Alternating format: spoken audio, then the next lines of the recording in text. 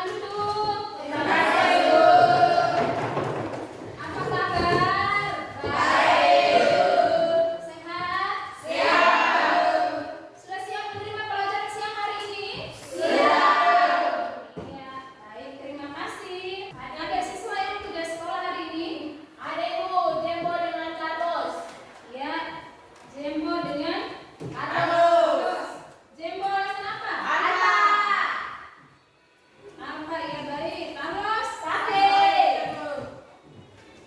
Berarti hanya 2 orang saja yang tugas sekolah pada hari ini? Iya, Bu. Sebelum kita mengawali pembelajaran kita pada siang hari ini, Ibu mau bertanya sedikit dulu. Masih ingatkah tentang materi kita pada minggu lalu? Materi tentang apa? Iya,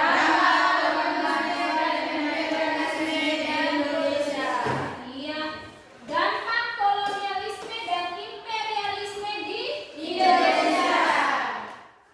Dari dampak kolonialisme dan imperialisme tersebut, kita bisa mengetahui bahwa bangsa Eropa menjajah Indonesia itu memiliki dampaknya itu di bidang politik, sosial, ekonomi, dan pendidikan. Kita akan masuk ke materi kita pada siang hari ini dengan kompetensi dasar yang baru. Dengan materi kita yang baru kali ini adalah Sumpah Pemuda dan Jati Diri Keindonesiaan. Dari Sumpah Pemuda ini, kira-kira manfaat apa? Manfaat apa yang bisa adik-adik sekalian pelajari dari materi tentang Sumpah Pemuda ini? Tina? Bisa mengetahui Sumpah Pemuda dan bisa melalui nilai-nilai dan semangat para pemuda. Iya, bisa mengetahui sejarah tentang Sumpah Pemuda dan meneladani nilai-nilai dari Sumpah Pemuda itu sendiri. Tepuk tangan untuk Tina. Ada yang lain lagi manfaat dari Tince? Dapat mengenal tokoh-tokoh dalam Sumpah Pemuda. Dapat mengenal tokoh-tokoh dalam Sumpah Pemuda. Tepuk tangan untuk Tince. Kita akan masuk ke tujuan pembelajaran kita pada siang hari ini.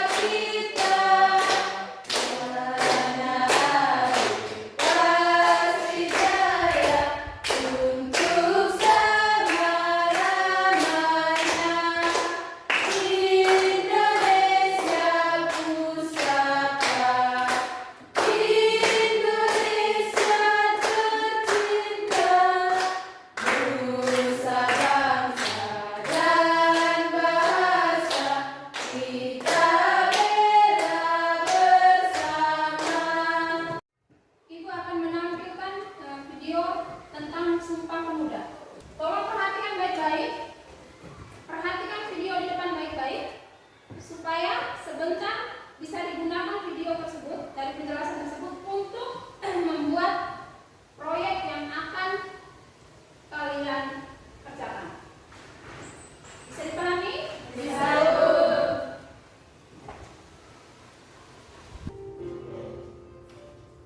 Sumpah Pemuda merupakan sumpah atau janji yang telah diikrarkan oleh para pemuda di bumi pertiwi ini, bahwasanya sebagai putra-putri Indonesia harus mengakui atas tanah air, bangsa dan bahasanya. Dalam Sumpah Pemuda ini, para pemuda bersumpah bahwa Indonesia adalah tanah air tumpah darahnya, serta bahasa Indonesia merupakan bahasa yang mempersatukan seluruh tanah airnya.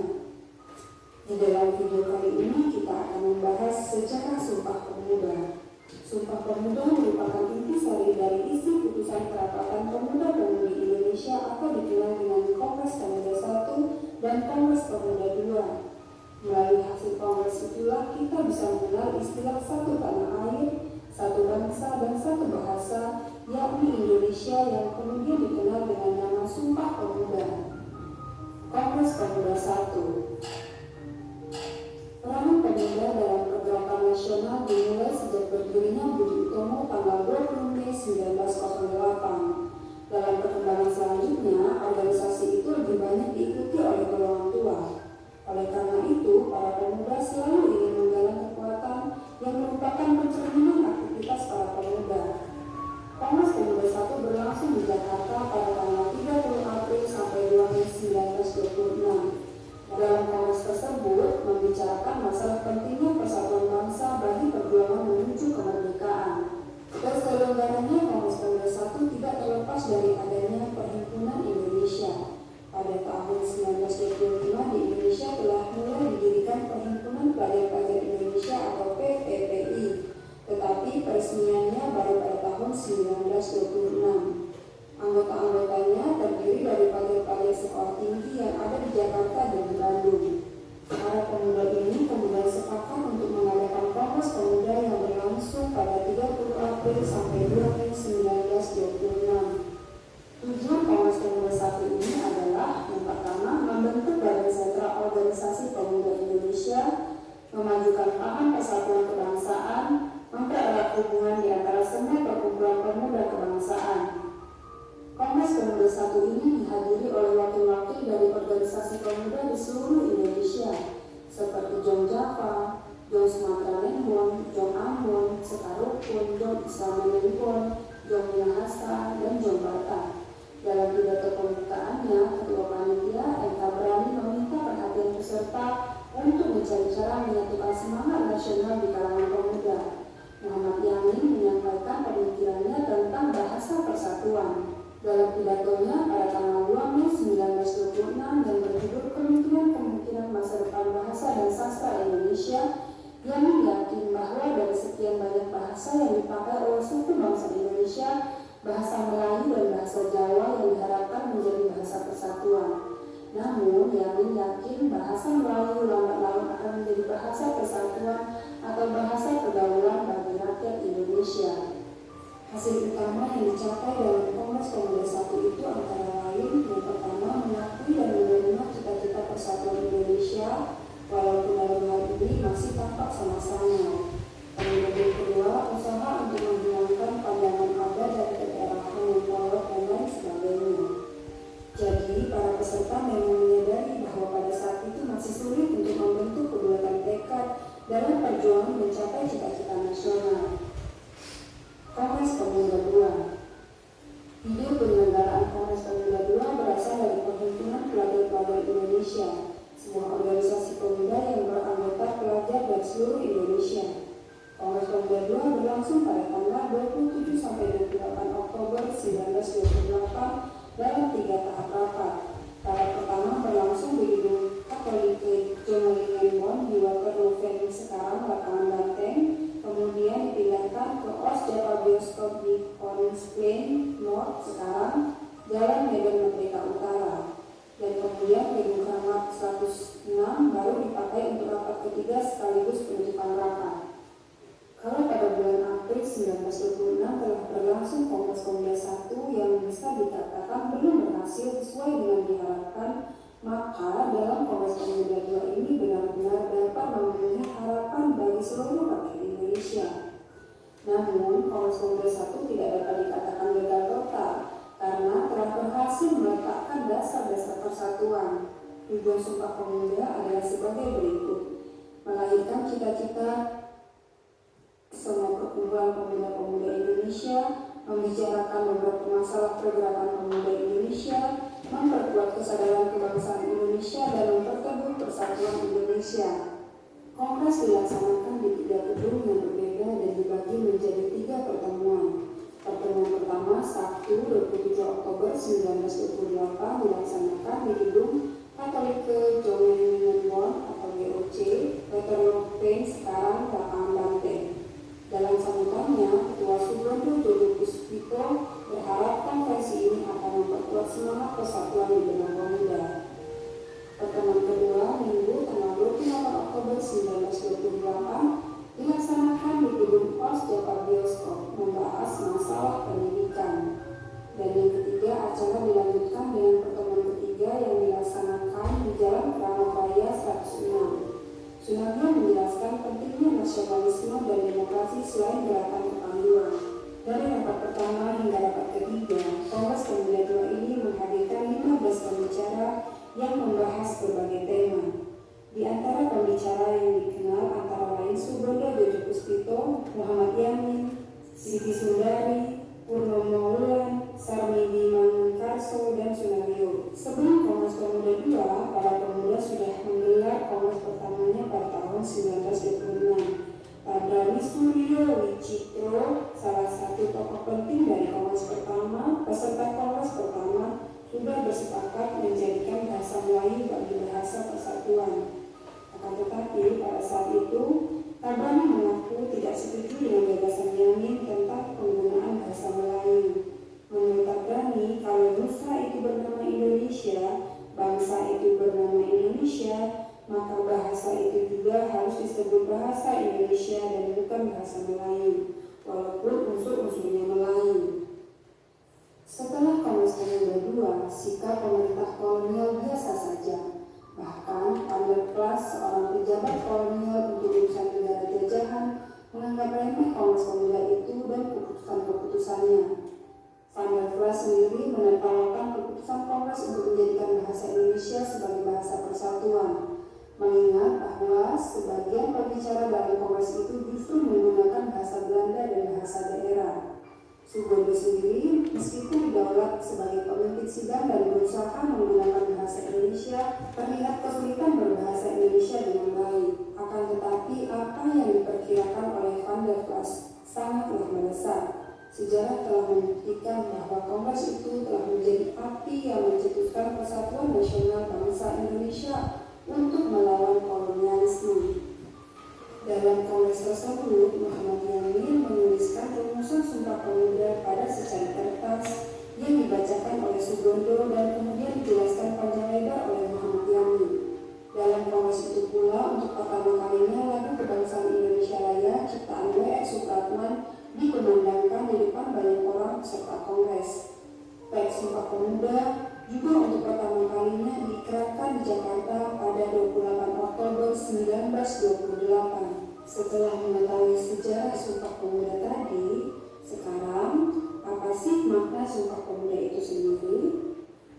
Sumpah Pemuda merupakan bukti otentik bahwa pada tanggal 28 Oktober 1928 bangsa Indonesia telah dilahirkan.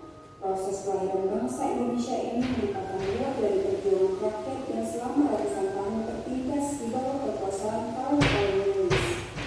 Kondisi ketertindasan inilah yang kemudian mendorong para pemuda untuk memulihkan tekad demi mengangkat harkat dan martabat hidup orang Indonesia.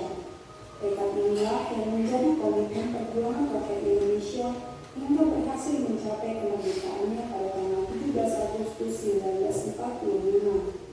Sesuai namanya, Sumpah Pemuda dirumuskan oleh para pemuda. Mereka kemudian menjadikannya sebagai dasar untuk membangkitkan rasa nasionalisme.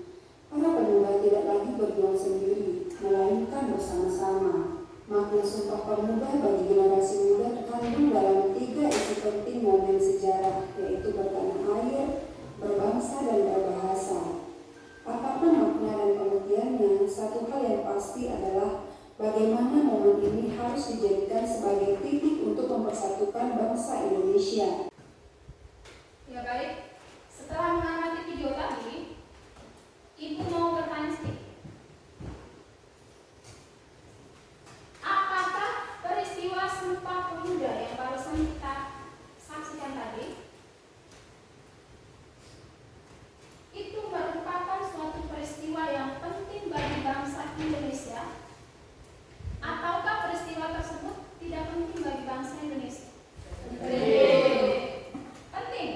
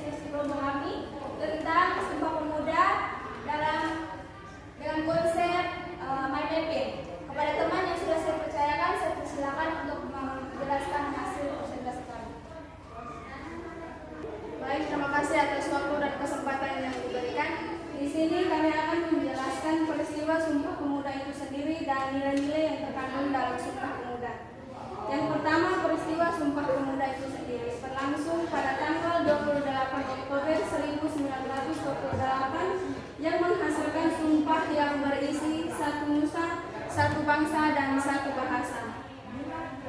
Adapun isi dari Sumpah Pemuda itu sendiri, yang pertama, kami putra dan putri Indonesia mengaku bertumpah darah yang satu, tanah Indonesia. Yang kedua, kami putra dan putri Indonesia mengaku berbangsa yang satu, bangsa Indonesia. Yang ketiga, kami putra dan putri Indonesia menjunjung tinggi bahasa persatuan, bahasa Indonesia. Yang berikut, makna dalam isi Sumpah Pemuda itu sendiri terdiri dari 3. Yang pertama, meskipun bangsa Indonesia tinggal di berbagai wilayah Indonesia, tetapi tanah airnya tetap satu jua, yaitu tanah air Indonesia. Yang kedua, meskipun bangsa Indonesia terdiri atas berbagai subbangsa, tetapi tetap satu bangsa Indonesia. Yang ketiga, meskipun setiap daerah memiliki bahasa masing-masing, tetapi dipersatukan oleh bahasa Indonesia. Kemudian yang kedua, nilai-nilai yang terkandung dalam Sumpah Pemuda itu sendiri terdiri dari 7 nilai. Yang pertama, nilai persatuan. Nilai persatuan itu sendiri dapat kita rasakan dan dimaknai dikarenakan salah satu peran dari Sumpah Pemuda. Yang kedua, nilai cinta bangsa dan tanah air. Berbuat baik dengan memajukan bangsa dan tanah merupakan salah satu wujud cinta bangsa dan tanah. Yang ketiga, nilai mengutamakan kepentingan bangsa. Salah satu nilai penting dalam Sumpah Pemuda adalah mengutamakan kepentingan bangsa di atas kepentingan pribadi. Nilai yang keempat, semangat persaudaraan. Kekeluargaan merupakan sikap dan perbuatan yang mengutamakan kebersamaan dan dalam bergaul. Yang kelima, nilai rela berkorban. Rela berkorban merupakan nilai yang terkandung dalam Sumpah Pemuda. Sikap tersebut menunjukkan sebagai suatu perbuatan yang enggak mengharapkan imbalan, sehingga segala sesuatu yang dilakukannya merupakan wujud dari sikap ikhlas. Nilai yang keenam, dapat menerima dan menghargai perbedaan. Sumpah Pemuda mengajarkan kita untuk dapat menerima dan menghargai perbedaan. Hal tersebut seperti yang tercermin pada semboyan Bhinneka Tunggal Ika. Nilai yang terakhir, nilai akan meningkatkan semangat gotong royong. Nilai gotong royong juga terdapat dalam Sumpah Pemuda, di mana para pemuda berjuang bersama-sama saling membantu satu sama lain demi kemerdekaan Indonesia. Baik, seperti ini hasil kerja kelompok kami. Pada kesempatan ini kami membuka sesi tanya jawab kepada teman-teman yang ingin bertanya. Kami persilakan.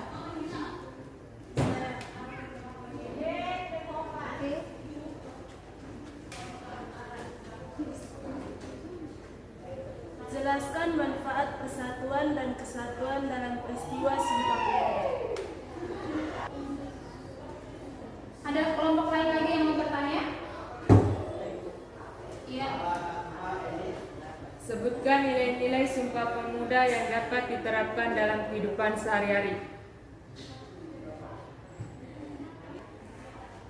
Baik, kami akan menjawab pertanyaan dari kelompok gotong royong tentang sebutkan manfaat kesatuan dalam peristiwa Sumpah Pemuda.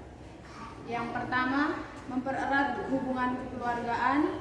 Yang kedua, menciptakan kerukunan. Yang ketiga, membangkitkan rasa kesetiakawanan sosial. Yang keempat, memperkuat rasa cinta tanah air. Bagaimana? Apakah pertanyaan kami bisa diterima? Bisa.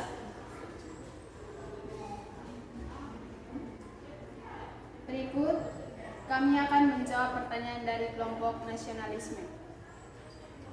Ya, soalnya adalah nilai-nilai Sumpah Pemuda yang dapat diterapkan dalam kehidupan sehari-hari. Yang pertama, menghormati keragaman suku dan agama. Yang kedua, menghargai dan mendengarkan pendapat teman. Yang ketiga, mengikuti upacara bendera dengan hikmat. Keempat, bekerja sama dengan teman kebaikan. Kelima, menjalin persahabatan dan menghindari permusuhan. Apakah jawaban kami bisa diterima? Bisa. Apakah ada teman-teman lain yang mau bertanya? Masih mau bertanya? Oke, pasti. Ada pertanyaan lagi? Baik, jika sudah tidak ada pertanyaan lagi, pada kesempatan ini kami dari kelompok Persatuan ingin mengundurkan diri. Semoga presentasi kami hari ini dapat bermanfaat. Terima kasih.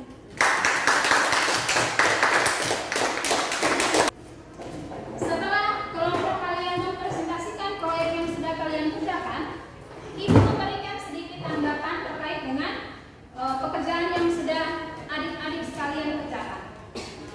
Di sini ada 4 kelompok, di mana ada kelompok persatuan, kelompok gotong royong, nasionalisme, dan yang keempat adalah rela berkorban.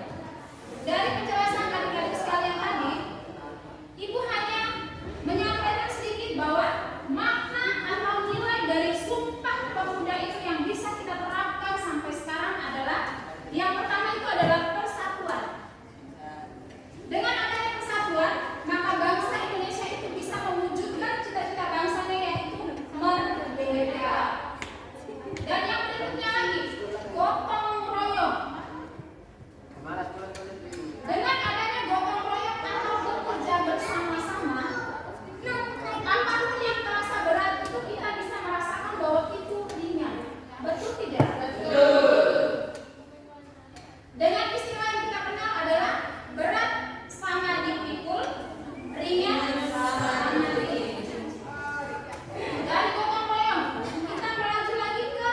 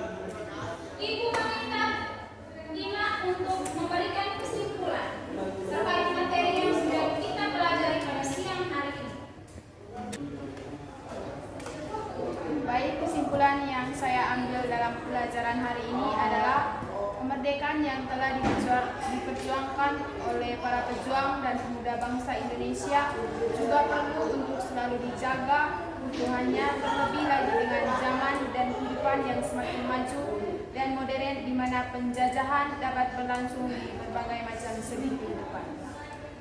Oleh sebab itu, penting bagi para pemuda dan pemudi Indonesia untuk menyerap semangat serta nilai-nilai yang terkandung di dalam Sumpah Pemuda.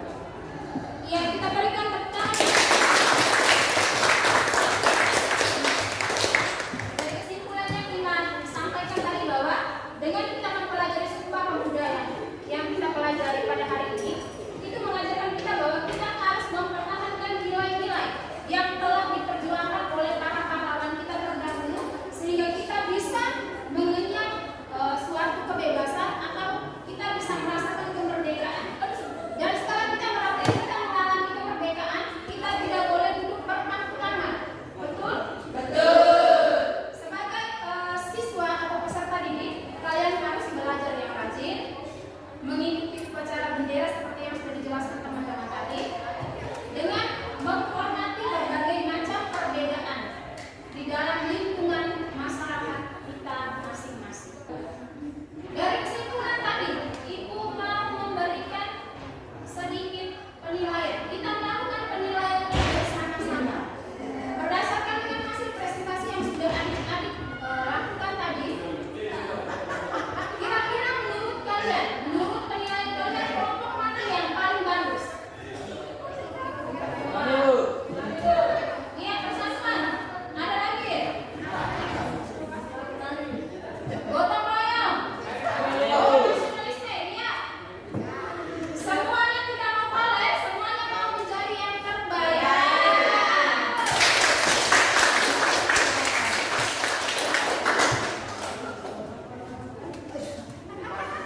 Setelah kita melihat segala hasil yang kita kerjakan, nilai moral apa yang bisa kita petik dari pelajaran kita pada siang hari ini? Nilai moral. Ya, silakan.